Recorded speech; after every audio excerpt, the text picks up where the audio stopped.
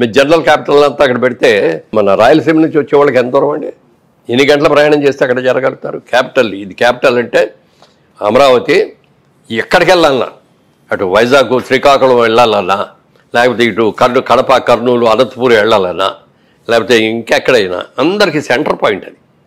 6-7 గంటల్లో వచ్చేయచ్చు అక్కడికి. జగన్మోహన్ రెడ్డి గారు 3 రాజధానులు అన్నారు. దాన్ని వ్యతిరేకిస్తూ ఆంధ్ర ప్రజలు ఒక మ్యాండేట్ ఇచ్చి దాన్ని పార్టీని ఓడించారు అన్నట్టు భావించచ్చా అండి? వాళ్ళు కూడా ఓడించారు. అంటే ఏదో అంటారే, ఏదో సావుకి 1000 కారణాలు 1,00,000 కారణాలు అంటారు. ఏదో కన్నుడి జావుకి 1,00,000 కారణాలు అంటారు. 1,00,000 కారణాలు. అలా వాళ్ళు జగన్మోహన్ రెడ్డి గారు ఎంత ఘోరంగా ఓడిపోవడానికి అన్ని కారణాలు, చాలా కారణాలు. కూసి కదండి. రైతులు తీసుకోండి, రైతుల గురించి ఎవడు పట్టించుకున్నాండి? మేము ఏదో అది ఇచ్చాము ఇది ఇచ్చామంటారు. వరదలు వచ్చి ఇది చేస్తే వెళ్ళాడు లేరు, అక్కడ ఉన్న మినిస్టర్లు కూడా వెళ్ళాడు లేరు, పంటలకు సరైన డబ్బులు తిరిగి ఇచ్చినాడు లేరు, పంట పోతే సగం ఇదైపోతే. తర్వాత వీటన్నిటికంటే మించింది ఏంటంటే మీ ల్యాండ్లన్నీ కూడా మీ పేర్లు ఉండవు. మేము ల్యాండ్ టైటిలింగ్ యాక్ట్, ఆ యాక్ట్ ద్వారా మేము మా దగ్గర డాక్యుమెంట్స్ అన్నీ మా దగ్గర పెట్టుకుంటాం, మీకు కాపీ ఇస్తాం. దాని మీద మనకి పట్టా పాస్ పుస్తకం అంటే ఏంటంటే గవర్నమెంట్ ముద్ర ఉంటుంది. అవునండి, గవర్నమెంట్ ముద్ర మధ్యలో ఉండి రావాలి. దాని మీద ఆయన ఫోటో ఎందుకండి? పాస్పోర్ట్ కావాలంటే పాస్పోర్ట్ మీద ఆయన ఫోటో ఏంటి? ఎంతకాలం ఉంటాడు ఆయన? కలకాలం ఆయనే ఉంటాడా? రియల్ డాక్యుమెంట్ అనేది ఒక ఇది దస్తావేజ్ అనేది లాంగ్, మన తరం కాకుండా నెక్స్ట్ తరం ఆ తరం కూడా వెళ్తాయి. మన డాక్యుమెంట్స్ తీయాలంటే 3 తరాలు తీయచ్చు మనం. అవునండి, ఈ బొమ్మ ఏంటండి? ఎప్పుడైతే దీని మీద మీకు అధికారం ఉండదో మా అధికారంలోనే ఉంటుంది, ఈ కాపీలు ఇస్తామన్న దాని మీద రైతులు బాగా వ్యతిరేకమై ఎదురు తిరిగారండి. యాక్చువల్గా ఇదే మాటని నేను అంటే ఎదురు తిరిగారంటే ఎక్కడ గొడవలు చేయాలా, ఎక్కడ అల్లరి చేయాలా, ఎక్కడ దాని గురించి మాట్లాడాలా, లోపల పెట్టుకొని సరైన గుణపాఠం చెప్పాలి అన్నారు. సార్ ఇదే మాటని నేను ఒక వైసీపీ నాయకురాలతో వంగా గీత గారితో ఇంటర్వ్యూ చేసినప్పుడు అడిగానండి. అంటే ఎవరైనా ఈ ఎలక్షన్ మూమెంట్లో పాజిటివిటీ పెంచుకోవడానికి ట్రై చేస్తారు కానీ నెగిటివిటీ పెంచుకోవడానికి ట్రై చేయరు కదా, మీరు ల్యాండ్ టైటిల్ యాక్ట్ అనేది ఈ సమయంలో ఎందుకు తీసుకుని వచ్చారు అని అడిగాను. అడిగితే ఆవిడ ఇచ్చిన సమాధానం ఏంటంటే, ఇది మేము తీసుకుని వచ్చింది కాదు, సెంట్రల్ గవర్నమెంట్ మోదీ గారు గవర్నమెంట్ పెట్టింది అని అన్నారు. కానీ మోదీ గారి గవర్నమెంట్ పెట్టినప్పుడు రాష్ట్ర అధినేత అంటే ఏ రాష్ట్రాలకు రాష్ట్ర చెప్పాలి కదా, అది మీరు తప్పు చేస్తారండి, మా రాష్ట్రంలో మేము అమలు చేయవండి ఇది అని చెప్పుకోవాలి కదా. మోడీ గారు పెట్టింది కాదు, సెంట్రల్ గవర్నమెంట్ పెట్టింది, అంతకంటే కాదు, ఇది వీళ్ళు పెట్టింది అండి. సో ఆ సెంటిమెంట్ బలంగా ఉందని భావించారు. అసలు ఎప్పుడు కూడా రైతులు అంటే మిగిలిన వాళ్ళలాగే యాజిటేషన్ చేయటం, హర్తాళు చేయటం, ఆపేయటం ఇవన్నీ చేయలేరు వాళ్ళు. ఇంట్లో నుంచి పొలానికి వెళ్ళటం, పంట పండించుకొని తీసుకురావటం, సవ్యంగా పంట పడితే అది జాగ్రత్తగా. అమరావతిలో 4-5 ఏళ్ళుగా చేస్తున్నారు కదండి ఆయన యాజిటేషన్, అంటే మొత్తం అన్ని పక్కన పెట్టి కూడా అమరావతి రాజధాని రైతులు దాన్ని అంటే ఒక రకమైన సెంటిమెంటల్ దాంతో చేస్తున్నారు. ఎంత కడుపు మండిపోయింది వాళ్ళకి. మాకేంటి అసలు ఇది?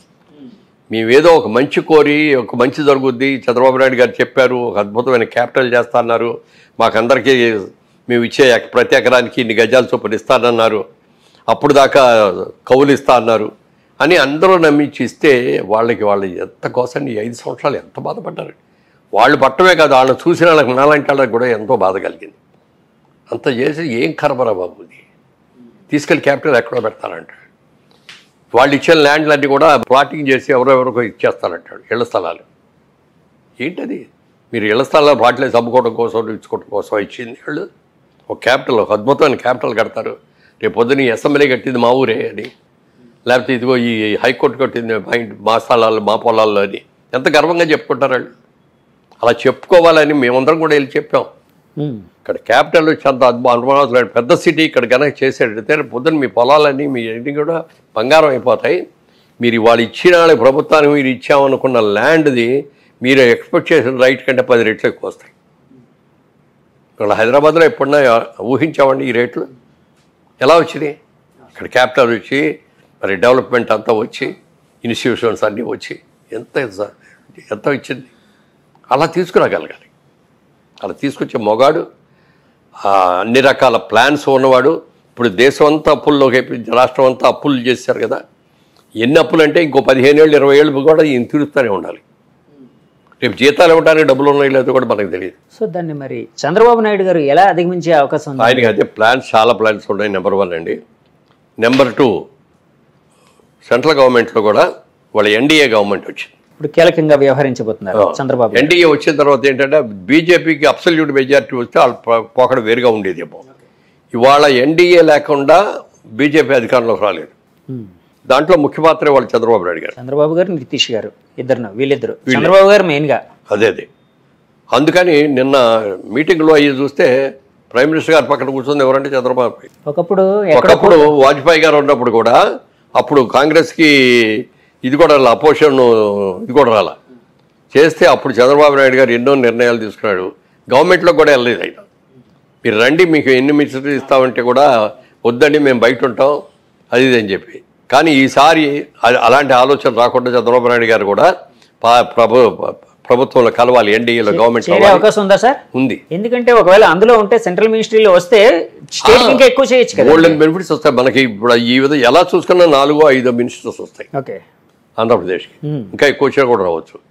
మరి వాటన్నిటితోటి 4-5 పక్కగా వస్తాయి సార్, పక్కా. ఎందుకంటే బీజేపీ క్యాండిడేట్లకు ఇవ్వాలి, జనసేన వాళ్ళకి ఇవ్వాలి, తెలుగుదేశానికి ఇవ్వాలి. ఎన్ని సీట్లు వస్తే అన్ని ఇదని రేషియో ఉంది, దాని ప్రకారం సీట్లు వస్తాయి. 4 కాదు 6-7 వస్తాయి సార్. అలాగే చంద్రబాబు గారు అమరావతి కోసం చెప్పేటప్పుడు అంటే చాలా మంది వైసీపీ నాయకులు ఒక మాట అయితే చెప్పేవారండి. అమరావతి యాక్చువల్గా చంద్రబాబు నాయుడు గారు ఎంచుకోవడానికి కారణం ఏంటంటే రియల్ ఎస్టేట్ బిజినెస్ చేయడం కోసం ఆయన తీసుకున్నారు. అంటే అంతకుముందే అమరావతిని ఫిక్స్ చేసుకొని ఇంటర్నల్గా చుట్టుపక్కల తన బంధువుల చేత, బినామీల చేత అన్నీ కొనిపించేశారు స్థలాలు. ఇది డెవలప్ అయితే ఆ స్థలాలకు వాల్యూ పెరుగుతుంది కదా అన్న కారణం చేత ఆయన అది ఎంచుకున్నారు. ఇదే కారణం చేత జగన్మోహన్ రెడ్డి గారు అధికారం చేపట్టిన తర్వాత ఇక్కడ కాకుండా విశాఖపట్నం క్యాపిటల్గా చేయడానికి ఆయన వెళ్ళారు అని చెప్పి ఒక మాట అయితే వినిపించేదండి. సార్ అలాంటిది ఏదైనా ఉందని మీరు భావిస్తున్నారా? అస్సలు లేదండి. మాకెవరికి కూడా అమరావతి ఫైనల్స్ అవుతుందనే సంగతి మాకు తెలియదు. మేము ఎవరు కూడా అక్కడికి వెళ్ళి పొలాలు కొనుక్కోలేదు. సుజనా చౌదరి గారు 300 కొన్నారని, నేను 150 ఎకరాలు కొన్నాను, ఇంకోటి ఎవరో 5 కొన్నారని. ఆఖరికి మన చీఫ్ జస్టిస్ చేసిన రమణ గారి ఫ్యామిలీ వాళ్ళు ఎంతో కొన్నారని ఎన్ని వచ్చినా తెలియదు. మాకెవ్వరికి అక్కడ సెంటు నేల లేదండి. మాకు ఒక ప్రాజెక్ట్ చేసాం మేము మెయిన్ రోడ్డు మీద, అమరావతి ద క్యాపిటల్ అని. దానికి కూడా అది మేము కొన్న ల్యాండ్ కాదు, ఆ ల్యాండ్ ఓనర్తో మేము ఇది చేసుకొని జాయింట్ డెవలప్మెంట్ చేసింది అది. అంతగా తప్ప ఎక్కడ మాకు గజం స్థలం కూడా లేదు నాకు ఎక్కడ. ఒకవేళ ఉందే అనుకుందాం వాళ్ళు అన్నట్టు. నా వ్యాపారం అది, నా వ్యాపారం రియల్ ఎస్టేట్. ఫ్యూచర్లో డెవలప్మెంట్ ఎక్కడ వస్తుందో చూసి అక్కడ కొనుక్కుంటాం. తప్పేంటది? నా దగ్గరకు వచ్చే కస్టమర్కి బెనిఫిట్ పెరగాలి అంటే ఒక అభివృద్ధి ప్రదేశంలో నేను కట్టాను అనుకోండి, వాళ్ళ కొనుక్కున్న వాళ్ళందరికీ 1-4 రెట్లు పెరుగుతాయి కదా, వాళ్ళందరూ బెనిఫిట్ అవ్వాలి కదా. ఒకవేళ చేసినా తప్పు లేదు, బాగా ఎవ్వరు చేయలే, ఎవ్వరు 10 ఎకరాలు కూడా కొనుక్కున్న వాళ్ళు లేరు ఎవరు. సార్ మీరు అప్పుడు ఎందుకు సార్ ఫోకస్ చేయలేదు అమరావతిలో కొనడానికి? అంటే ఇలాంటి ఇబ్బందులు ఏమైనా వస్తాయనా రేపు? అదేం లేదు, రాజకీయ పరంగా విమర్శలు ఏమైనా వచ్చే అవకాశం ఉందనా? ఎందుకంటే మీరు మంచి వ్యాపారస్తులు, ఎక్కడ పెరిగితే కొంటారు. ఆ ఉద్దేశం ఏంటంటే మేము హైదరాబాద్ దాటి ఎక్కడికి వెళ్ళాం. ఎందుకనంటే మనం చేసే ప్రాజెక్టులు చేసేసి కోట్లు సంపాదించాలని ఆశలు మాకు లేవు. నీతిగా చేయాలి, నిజాయితీగా చేయాలి. ప్రతిదీ మన అందుబాటులో, మన చెప్పు చేతుల్లో మనం చూసుకుంటూ చేయాలి. ఇప్పుడు చాలాసార్లు స్ప్రెడ్ చేసామనుకోండి, అన్ని ఎంప్లాయీస్ మీద పెట్టేయాలి. వాడు మంచి చేసినా చెడు చేసినా మాకే వస్తుంది. ఎప్పుడు కూడా అతిథికి వెళ్ళొద్దు, మనం లిమిటెడ్గా చేస్తున్నాం. మనం చేసేది కూడా నీట్గా చేసుకోవాలి. ఎక్కడ ఏ ప్రభుత్వ ఆస్తులు మనకు వద్దు, రైతుల దగ్గర నుంచి క్లియర్ ల్యాండ్స్ కొనుక్కుందాం, డెవలప్ చేసుకుందాం అని చేశాం. కాబట్టి అక్కడికి వెళ్ళాలనుకోవాలి. కాకపోతే ఏంటంటే రాష్ట్ర విభజన జరిగింది, ఒకటే ఆంధ్రప్రదేశ్ అనుకున్నది, తెలంగాణ విడిగా, ఆంధ్రప్రదేశ్ విడిగా 2 రాష్ట్రాలుగా చీలినాయి. కాబట్టి మనందరం కూడా అక్కడి నుంచి వచ్చిన వాళ్ళం. కాబట్టి ఒక వైజాగ్ను ఒక విజయవాడ మనం కూడా చేస్తే బాగుంటుందని ఒక ఆలోచనలు వచ్చి కొందామని వెళ్తే అప్పటికే రేట్లు పెరిగిపోవడం వల్ల కొనలేకపోయాం. సరే ఏదో దొరికింది, జాయింట్ డెవలప్మెంట్ చేసాం, అంతకుమైనా ఏమీ చేయలే. వైజాగ్లో కూడా ఏమీ కొనలేదు. మాకు అక్కడ ఆటోమొబైల్ బిజినెస్ ఉంది, మారుతి కార్ డిస్ట్రిబ్యూటర్స్, మాకు షోరూమ్స్, వర్క్షాప్స్ వేయండి. వాటికి కావాల్సి కొనుక్కున్నాం, అవి మార్కెట్ రేట్లో కొనుక్కున్నాయి. ఇది కూడా గవర్నమెంట్ ఇచ్చిన ఏం కాదు. అంతకు మినహాయిస్తే వ్యాపారం కోసం, రియల్ ఎస్టేట్ వ్యాపారం కోసం ఎక్కడ ఒక గజం కూడా కొనాలి ఆంధ్రప్రదేశ్లో. సార్ ఇప్పుడు అంటే తెలంగాణ, ఆంధ్రప్రదేశ్ 2 స్టేట్స్కి విడిపోయింది. సరే, ముందు చంద్రబాబు గారు జమానా 5 ఏళ్ళు ఆయనది, తర్వాత జగన్ గారు జమానా. మళ్ళీ ఇప్పుడు 2024లో ఇప్పుడు కూటమి వచ్చింది, చంద్రబాబు గారు మెయిన్గా. సో రియల్ ఎస్టేట్ పరిస్థితి ఎలాగుండే అవకాశం ఉందని మీరు భావిస్తున్నారండి? ఎందుకంటే ఆ విజన్ అనేది మీకు ఉంది కాబట్టి అడుగుతున్నానండి. రియల్ ఎస్టేట్ అనేది ఇవాళ రోజున ఏదో కోట్లు ఈజీగా సంపాదించవచ్చు, తెల్లారిపాటికి వచ్చేస్తాయి అనుకోండి. చాలామంది వచ్చారు, చాలామంది చేశారు, చాలా తప్పులు చేస్తారు కొంతమంది, దాని మూలంగా చాలా ఇబ్బందులు కూడా వస్తాయి. రియల్ ఎస్టేట్ ఇక్కడ హైదరాబాద్ వరకు చూసుకుంటే ఇవాళ డిమాండ్ కంటే సప్లై ఎక్కువ ఉంది. వాళ్ళ సప్లై ఎక్కువ వచ్చేప్పుడు అవసరానికి 100 బిల్డింగ్లు కావాలనుకోండి, 200 బిల్డింగ్లు కడితే ఏమవుద్ది? అలా ఓవర్గా కన్స్ట్రక్షన్ చేసేస్తున్నాం ఇక్కడ అందరం. ఓకే, ఓవర్ఫ్లో అనేది ఎక్కువైపోయిందండి. ఎక్కువైపోయింది. ఆంధ్రప్రదేశ్లో ఎలా ఉండబోతుంది? ఆంధ్రప్రదేశ్లో ఇప్పుడే కాబట్టి రాబోయే ఏళ్ళలో చంద్రబాబు నాయుడు గారి హయాంలో చాలా బాగా జరుగుతుంది కాబట్టి వెళ్ళి కొనుక్కుంటారు, కొనుక్కునే వాళ్ళందరూ కొనుక్కోవచ్చు. ఎందుకంటే ఆ మధ్య అది ఒక్క క్యాపిటల్లో అమరావతిలోనే కొనక్కర్లా, మీ ఇష్టం. మీరు చెప్పిన టౌన్, ఎనీ టౌన్ కొనండి, రాష్ట్ర విభజన అభ్యంతరం వస్తుంది.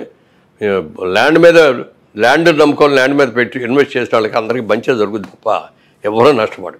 అంటే 2019 నుంచి 24 వరకు జగన్మోహన్ రెడ్డి గారి పరిపాలనలో విశాఖపట్నం కావచ్చు, ఇంకా చాలా చోట్ల కావచ్చు, ఆంధ్రప్రదేశ్లో రియల్ ఎస్టేట్ రంగం కుదేలైపోయింది, దెబ్బతిందని రకరకాల వాదనలు అయితే మాటలు అయితే వినిపించాయండి. సో ఒకవేళ అదే నిజమని అనుకుంటే, అంటే నేను నిజమో కాదని చెప్పట్లేదండి, నేను కన్ఫైన్ చేయట్లేదు, నేను జడ్జిమెంటల్గా ఏం చెప్పట్లేదు.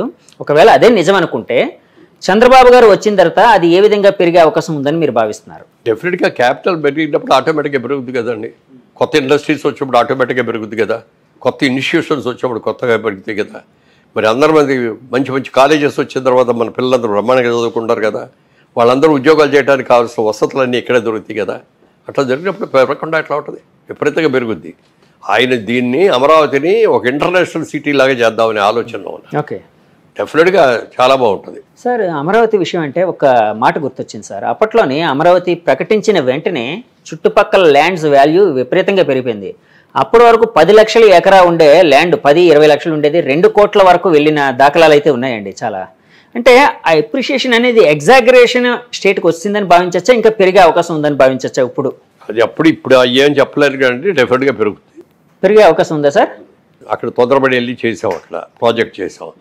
ప్రాజెక్ట్ పూర్తయ్యే టైంకి చంద్రబాబు నాయుడు గారు ఓడిపోవటం, జగన్మోహన్ రెడ్డి గారు రావటం, ఆయన ఆలోచనలోకి వచ్చి 3 క్యాపిటల్స్ అని ఎప్పుడైతే మార్చారో మేము అమ్మలేకపోయాం. చాలా నష్టానికి అమ్ముతున్నాం ఇప్పుడు. ఎందుకంటే 5 ఏళ్ళు ఇంట్రెస్ట్ ఎంత అవుతాయి? అన్నీ మా సొంత డబ్బులు, జేబులో డబ్బులు కాదు కదా. బ్యాంకుల నుంచి లోన్ తెస్తాం, ఫైనాన్సర్స్ తెచ్చుకుంటాం, ఇటన్నిటికీ లాభం గోబుల్లోకి వెళ్తారంటారు. అలా అయిపోయింది. అయినా తట్టుకున్నాం. ఎక్కడ ఒక్క రోజు కూడా పని ఆపలేదు, పర్ఫెక్ట్గా చేస్తాం. మా దగ్గర కొన్నాళ్ళందరికీ డెలివరీ కూడా ఇచ్చాం. అమరావతి అనేది డెఫినెట్గా పెరుగుతుంది, ఎందుకంటే అమరావతి అనేది కొత్తగా ఒక రాష్ట్రంగా, ఒక అద్భుతమైన నగరంగా డెవలప్ అయ్యే అవకాశం ఉంది కాబట్టి. విశాఖపట్నం లాంటి పరిస్థితి, అంటే విశాఖపట్నం లాంటి సిటీ పరిస్థితి ఎలా ఉండబోతుంది రియల్ ఎస్టేట్ పరంగా? విశాఖపట్నం దాన్ని ఒక బిజినెస్ హబ్ లాగా చేస్తున్నారు. ఎందుకంటే మనకు అక్కడ హార్బర్, అద్భుతమైన హార్బర్ ఉంది. చాలా వరల్డ్లో ఉన్న చాలా చుట్టుపక్కల ఇవన్నీ కూడా వచ్చి ఒక వైజాగ్ లాంటి హబ్లో సామాన్లు అక్కడికి వచ్చిన తర్వాత దించేసి ఇక్కడి నుంచి ఇండియాకు వచ్చేయి, లేకపోతే పక్క దేశాలకు వెళ్ళి వాటన్నిటి కూడా డిస్ట్రిబ్యూషన్ హబ్ లాగా పెట్టుకుని చేస్తారు. పోర్ట్లు అనేవి అక్కడ ఉన్నాయి కాబట్టి ఆ విధంగా అవకాశం ఉండేది. అది Vizag sky is the limit లెవెల్కి పెరుగుతుంది. ఎందుకంటే మీరు రియల్ ఎస్టేట్ పరంగా చాలా విజన్ ఉన్న వ్యక్తి కాబట్టి అడుగుతున్నానండి. సార్ ఇందాక ఒక మాట అన్నారండి మీరు, అంటే ఏ నాయకుడికైనా ఒకసారి అవకాశం వచ్చినప్పుడు అహంకారం అనేది రాకూడదు అని.